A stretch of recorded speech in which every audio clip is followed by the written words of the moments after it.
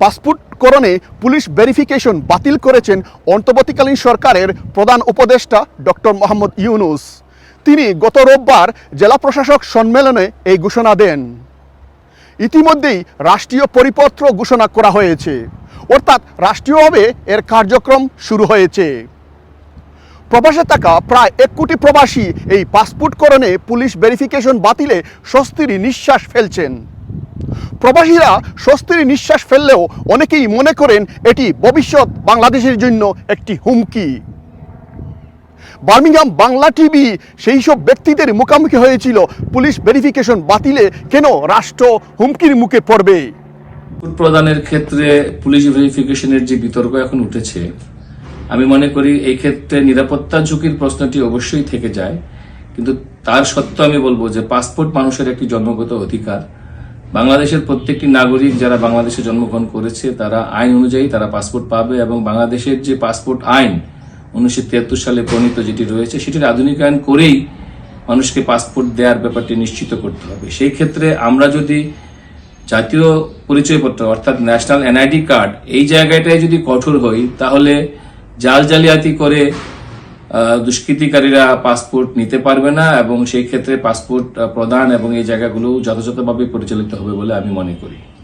আমাদের প্রবাসীর জন্য খুবই ভালো, যুক্তরাজ্য, মিডল ইস্ট এবং যুক্তরাষ্ট্র সহ যেখানে আমরা প্রবাসী আছি তাদের জন্য খুবই ভালো। তবে এর মধ্যে আরেকটা জিনিস উল্লেখযোগ্য আছে, আমাদের দেশে 1.5 মিলিয়ন রোহিঙ্গা আছে।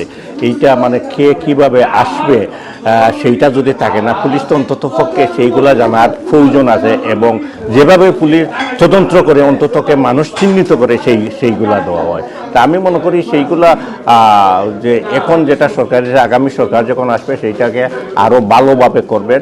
আর এইভাবে যদি করা হয়, আপনারা জানেন যে 110 বিলিয়ন পাউন্ড সরকারের ট্যাক্স পায় না বাংলাদেশে অবৈধ যারা আছে এরা রুজি করে অন্য দেশে নিয়ে যায়। তো এইগুলা থেকে আমরা বাঁচে থাকার দরকার।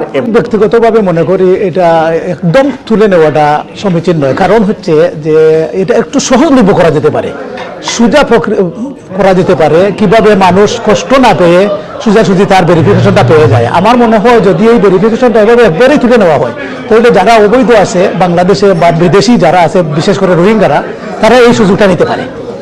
অন্তর্বর্তী সরকারের প্রধান সহ সমন্বয় সবাইকে আমি আমার পক্ষ থেকে, প্রবাসীদের পক্ষ থেকে ধন্যবাদ জানাচ্ছি যে উইদাউট ভেরিফিকেশনে এই জিনিসটা হবে। তবে এখানে একটা কথা আছে, বিনদেশি মানুষগুলো, আমাদের প্রবাসী ছাড়া যারা আছে, বিনদেশি মানুষগুলো ভেরিফিকেশন ছাড়া যে কোনো সময় এই যে পাসপোর্ট দিতে পারে, এই দিকে লক্ষ্য রাখা উচিত। আমি মনে করি দেশিদের জন্য, বাংলাদেশের মানুষের জন্য ভেরিফিকেশনটা থাকলে মনে হয় আমার কাছে ভালো হতো জিনিসটা। অর্থাৎ রোহিঙ্গাদের কথা সর্বাগ্যে চলে এসেছে।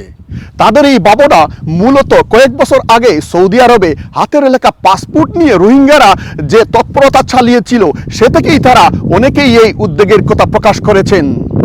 তবে অনেকেই যে মতামত দিয়েছেন সেটি হচ্ছে যে জন্ম নিবন্ধনের ক্ষেত্রে কিংবা এনআইডি প্রদানের ক্ষেত্রে সরকার যদি আরো কঠোর হয়, তাহলে তারা ভবিষ্যৎ বাংলাদেশ নিরাপদ দেখছেন।